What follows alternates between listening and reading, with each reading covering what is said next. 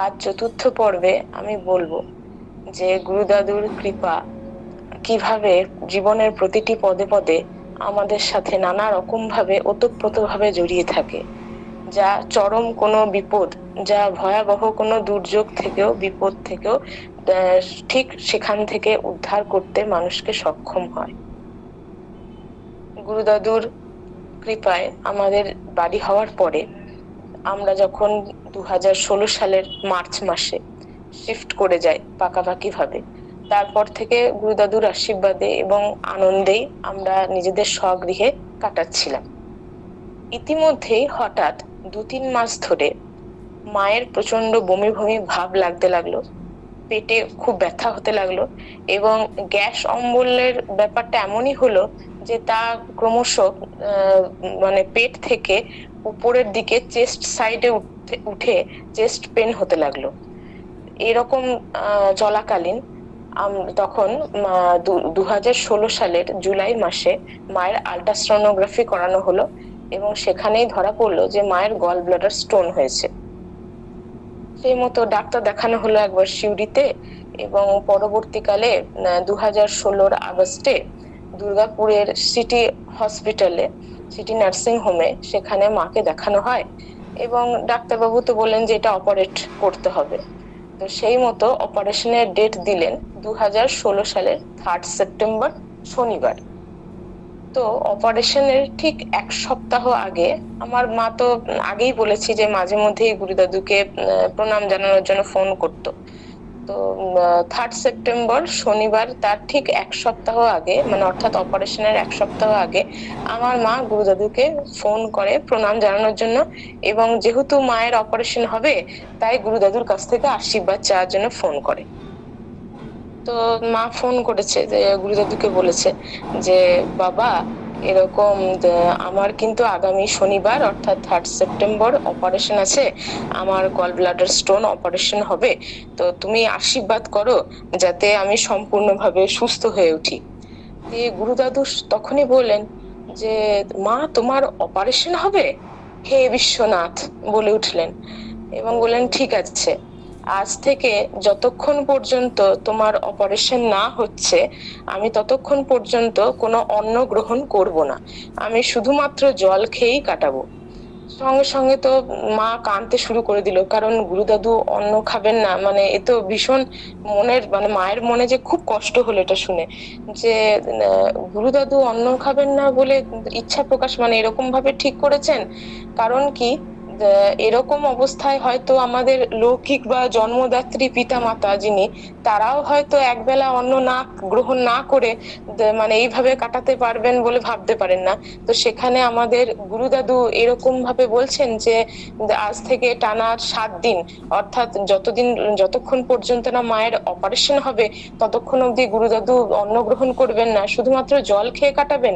এটা শুনেই তো মা খুব কাঁদতে লেগেছে। মা বলছে যে বাবা তুমি এরকম কেন বলছো, তুমি অন্ন গ্রহণ কেন করবে না? মা কাঁদছে খুব মনের কষ্টে, মানে কারণ যেহেতু গুরুদাদু অন্ন গ্রহণ করবেন না, কাজে সেটা শুনেই মায়ের মনে প্রচন্ড কষ্ট হচ্ছিল।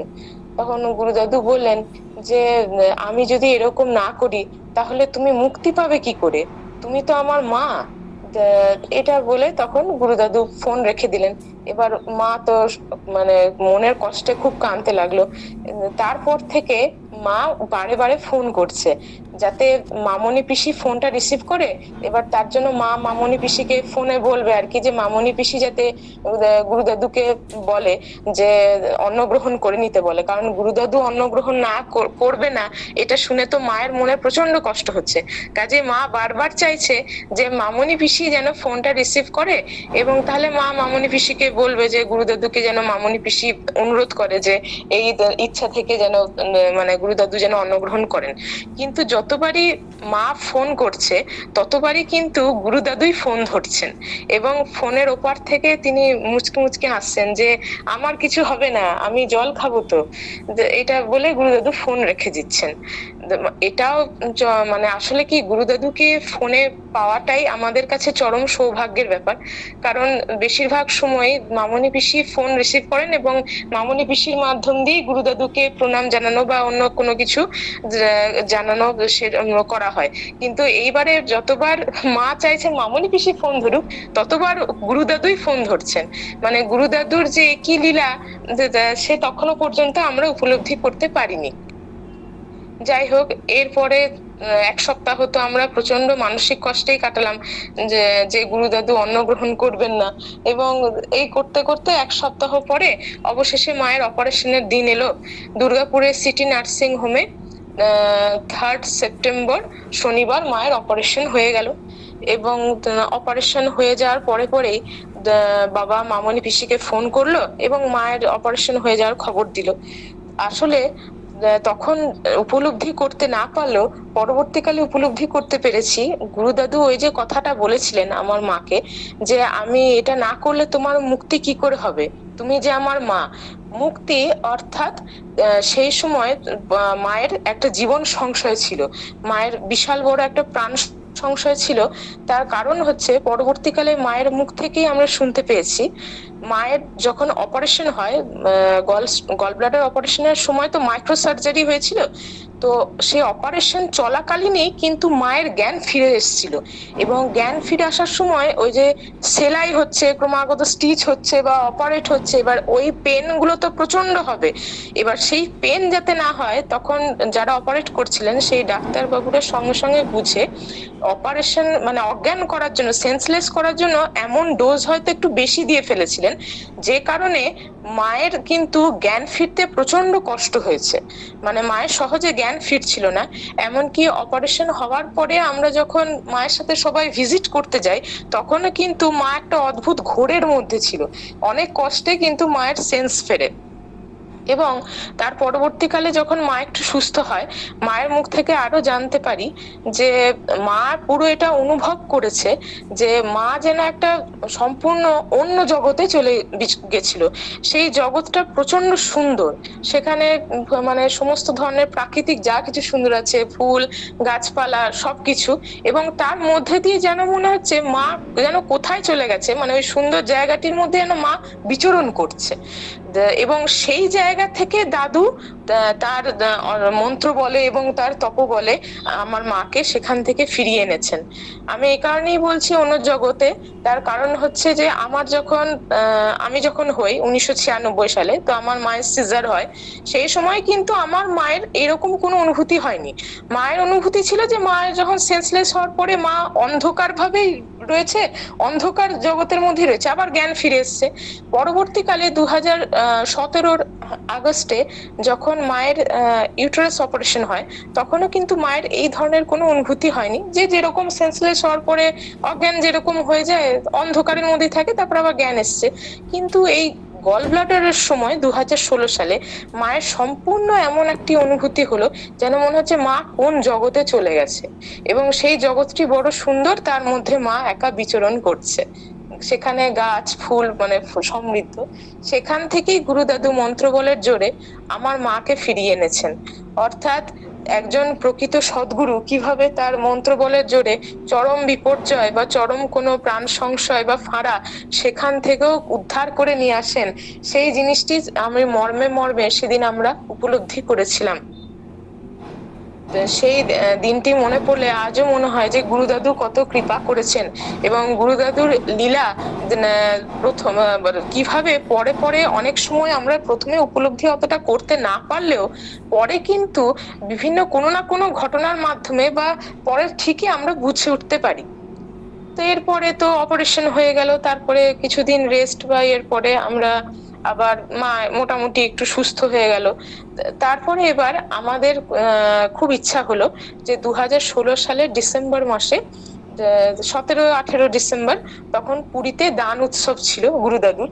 তো সেই উৎসবে অংশগ্রহণ করার খুবই ইচ্ছা হলো, এবং আমার এবং বাবার দুজনাকার মনেই প্রবল ইচ্ছা হলো যে এবার গুরুদাদুর কাছ থেকে আমরা দীক্ষা নেব। গুরুদাদু যদি আমাদের কৃপা করেন তাহলে উনি আমাদের দীক্ষা দেবেন।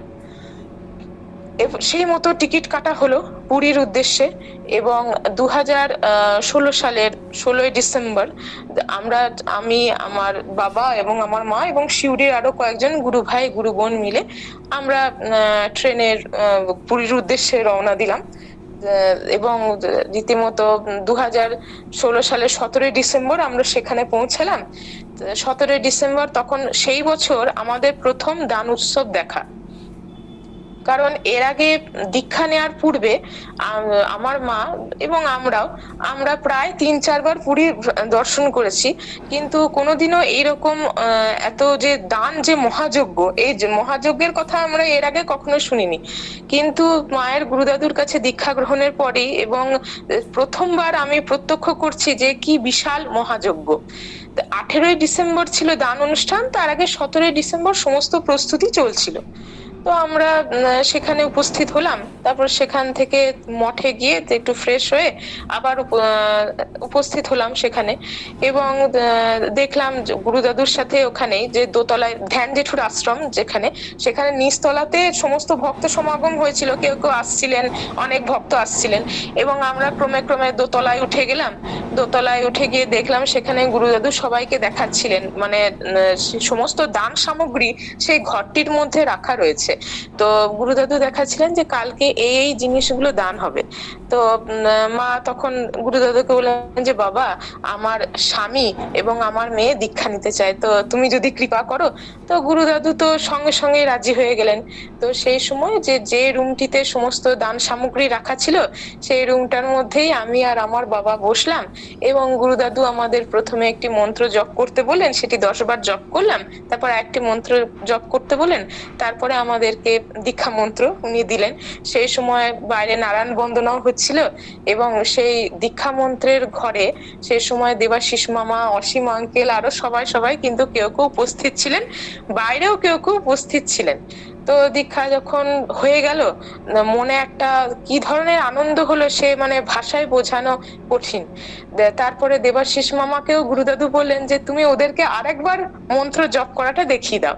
দেবাশিস মামা খুব সুন্দরভাবে আমাকে আর বাবাকে মন্ত্র জপ করাটা দেখিয়ে দিলেন, এবং গুরুদাদু যে 3টি মন্ত্র দেন সেই মন্ত্রের জপ লেখা যে কাগজ, সেই কাগজগুলো আমাদেরকে দিলেন, এবং বলেন যেটা ভালোভাবে রেখে দিও। আর দেবাশিস মামাও আমাদেরকে বলেন যে এইগুলোই কিন্তু তোমাদের জীবনের এখন সব থেকে বড় অ্যাসেট, এগুলোকে কিন্তু সযত্নে রাখবে। আমরা সানন্দে সেটিকে সযত্নে সেই কাগজগুলি, মন্ত্র লেখা কাগজগুলি রেখে দিলাম। এরপরে দীক্ষা গ্রহণের পরে আরেকটি সৌভাগ্য হলো, সেই দিনই পুরীতে জগন্নাথ মন্দির যে স্থিত যে আনন্দবাজার, সেইখানে সকল গুরু ভাই গুরু বোন মিলে সবাই মিলে একসাথে বসে আমরা সেবা গ্রহণ করার সুযোগ পেলাম। আমরা পরবর্তীকালে আরো শুনেছি যে পুরী গেলে নাকি 3টে জিনিস অবশ্যম্ভাবী, মানে এই 3টি জিনিস পুরী ধামে গেলে করতেই হয়। এক হচ্ছে জগন্নাথ দেবের মন্দির দর্শন, 2 হচ্ছে সমুদ্র স্নান, এবং 3 নম্বর হচ্ছে জগন্নাথ দেবের মন্দির স্থিত আনন্দবাজারে সকলের সঙ্গে বসে প্রসাদ গ্রহণের যে সৌভাগ্য। কিন্তু সেটা তো প্রথমে তখন আমরা জানতাম না। এই যে গুরুদাদুর কাছে দীক্ষা হলো এবং সদ্য দীক্ষিত হয়েই যে সকল গুরু ভাই গুরু বোনের সাথে একসাথে বসে এই যে আনন্দবাজারে সেবা করার যে কি অভিজ্ঞতা, কি ধরনের যে অদ্ভুত একটা স্মৃতি, আনন্দময় অদ্ভুত আনন্দ, এই স্মৃতি মানে ভাষায় প্রকাশ করা আমার পক্ষে অত্যন্ত কষ্টকর। অত্যন্ত সানন্দিত চিত্তে আনন্দবাজারে আমরা সব গুরু ভাই গুরু বোন মিলে সবাই একসাথে প্রসাদ গ্রহণ করলাম। কারণ হচ্ছে কি, আমরা এর আগে 3-4 বার যতবার পুরী গিয়েছি গুরুদাদুর কাছে দীক্ষা গ্রহণের আগে, ততবার কিন্তু আনন্দবাজারে কোনোদিনও সেবা গ্রহণ করার সুযোগ আমাদের হয়নি। কিন্তু কেবলমাত্র এটা গুরুদাদুর জন্যই সম্ভব হয়েছে যে আমরা এই যে সকলের সাথে, শুধু নিজেদের সেবা তা নয়, প্রত্যেকের সাথে একসাথে বসে যে সেবা গ্রহণ করার যে সৌভাগ্য, এটা কেবলমাত্র গুরুদাদুর জন্যই অর্জন করতে পারলাম। এইভাবে তারপরে তো সেদিনকেই দেখলাম যে সন্ধ্যের দিকে, বিকেলের দিকে, তার আগেই পুরীর সি বিচে গিয়ে গুরুদাদুর সাথে একসাথে অনেকটা সময় ভক্তবৃন্দ সহিত আমরা কাটালাম, এবং সেখান থেকে মানে সি বিচ থেকে উঠে আসার আগে নারায়ণ বন্দনা হলো। আমরা পুরো তখন নারায়ণ বন্দনা তখন পুরোটাই নারায়ণ বন্দনা হলো এবং খুব আনন্দ সহকারে আমরাও নারায়ণ বন্দনা করলাম। তারপরে আবার ফিরে আসা হলো ধ্যান জেঠুর আশ্রমে। সবাই ফিরে আসার পরে পুরো টানা প্রায় 1.5-2 ঘন্টা ধরে নাম জপ কীর্তন সব চলতে লাগলো এবং সেখানে যে কি আনন্দ পেলাম তা ভাষায় প্রকাশ করা আমার পক্ষে এখনো কষ্টসাধ্য হচ্ছে। তারপরে আমরা রাতের সেবা গ্রহণ করলাম এবং রাতের সেবা গ্রহণ করে যথারীতি আবার মঠে ফিরে এলাম। পরের দিন ছিল দান উৎসব। পরের দিন আবার সকাল সকাল খুব তাড়াতাড়ি আমরা তৈরি হয়ে উপস্থিত হয়ে গেলাম ধ্যান জেঠুর আশ্রমে। 18ই ডিসেম্বর 2016। দেখছি প্রচুর অসংখ্য ভক্ত, কত কত ভক্ত সমাগম হয়েছে শুধু গুরুদাদুর এই দান মহাযজ্ঞকে প্রত্যক্ষ করার জন্য। এবং সেখানে অসীম আঙ্কেলের মুখ থেকে তখন প্রথম শুনলাম যে এখানে কিন্তু সাক্ষাৎ জগন্নাথ দেব, বলদেব এবং সুভদ্রা মা নেমে আসেন। যাদের সেই সৌভাগ্য হয়েছে তারা কিন্তু সেটি সরাসরি প্রত্যক্ষ করতে পারেন তাদের মানস চক্ষে।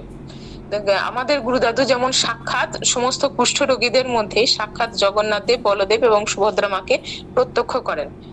সেইবারে প্রায় 500-রও অধিক, মানে তাও মোটামুটি 600 হবে, 600 জন কুষ্ঠ রোগী তারা এসছিলেন এবং সমস্ত দরিদ্র তাদেরকে, নরনারায়ণদেরকে সমস্ত কিছু সেবা এবং যা কিছু দান সামগ্রী সবকিছু সমস্ত আমাদের ভক্ত ভাই বোনরা, গুরু ভাই বোনরা দান করছিলেন, সেগুলি প্রত্যক্ষ করছিলাম।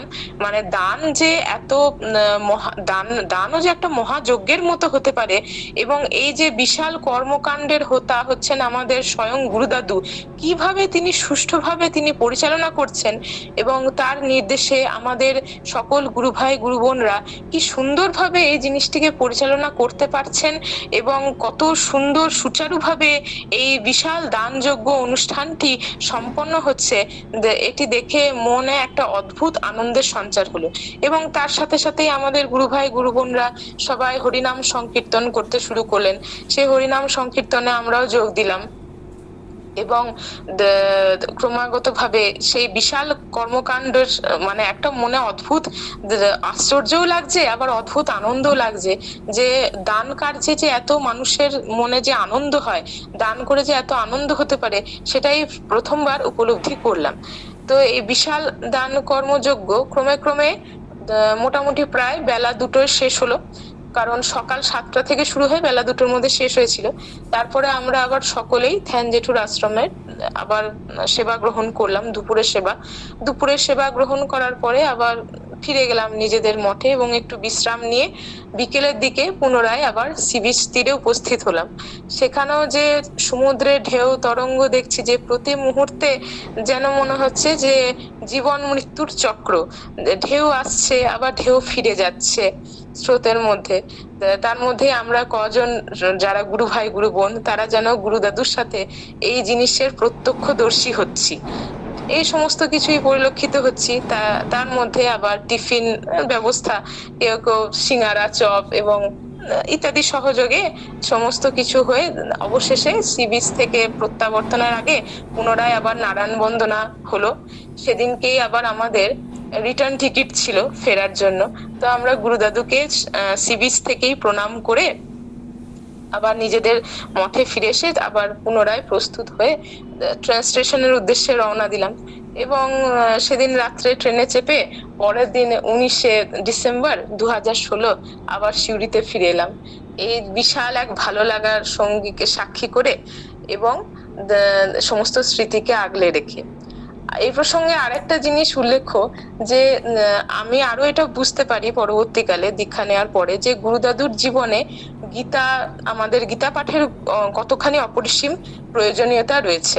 কারণ আমার দীক্ষা নেওয়ার 2 মাস আগে থাকতে আমার মা হঠাৎই আমাকে বলল যে তুই গীতার মঙ্গলাচরণ, ভক্তিযোগ এবং গীতার যে মাহাত্ম্য সেটি প্রতিদিন পাঠ করবি। আমি বললাম বেশ ঠিক আছে। আমি তার আগেও মানে আমি যখন মোটামুটি মাধ্যমিক দেব তখন থেকেই কিন্তু আমার মা আমাকে গীতার মঙ্গলাচরণ, গীতার ভক্তিযোগ এবং গীতা মাহাত্ম্য পাঠ করতে বলতো। আমি তখন পাঠ করতামও। মাঝে বেশ কয়েক বছর একটু গ্যাপ ছিল, কিন্তু ওই দীক্ষা নেওয়ার আগে 16 সালের ডিসেম্বরে দীক্ষা নেওয়ার আগে আবার মোটামুটি অক্টোবর মাস থেকেই, 16 সালের অক্টোবর থেকেই কিন্তু আমি আবার মায়ের কথায় গীতার মঙ্গলাচরণ, ভক্তিযোগ পাঠ এবং গীতা মাহাত্ম্য পাঠ শুরু করেছিলাম। তো 2 মাস গীতা পাঠ করার পরে তারপরে তো গুরুদাদুর কাছে দীক্ষা লাভের আমার সৌভাগ্য হলো। তো এই পর্ব সেটাই বলছি যে কিভাবে গুরুদাদুর জীবনে যে গীতা পাঠ সবাইকে করতে বলেন, যে কোনো কিছু না হলেও কেউ যদি গীতার একটা শ্লোকও পাঠ করে তাহলেও তার কত পুণ্য হয়। তো সেটা তখন কিন্তু বুঝতে না পারলেও পরবর্তীকালে আরো উপলব্ধি করতে পারি। কিন্তু সেটা যেন তখন তার আগে মাই আমাকে আবার সেই অভ্যাসটা ধরিয়ে দিল যে তুই পাঠ করবি। কাজেই এটাও আমি ক্রমে ক্রমে উপলব্ধি করতে পেরেছি। পরবর্তীকালে আরো নানা ছোটখাটো ঘটনার মাধ্যমে গুরুদাদুর কৃপা উপলব্ধি করতে পেরেছি। তো আজ এই পর্যন্তই। প্রণাম গুরুদাদুর চরণে আমার অনন্ত কোটি প্রণাম। সকল ভক্তবৃন্দের চরণে আমার দণ্ডবৎ প্রণাম। আমার ভুল ত্রুটি মার্জনা করবেন।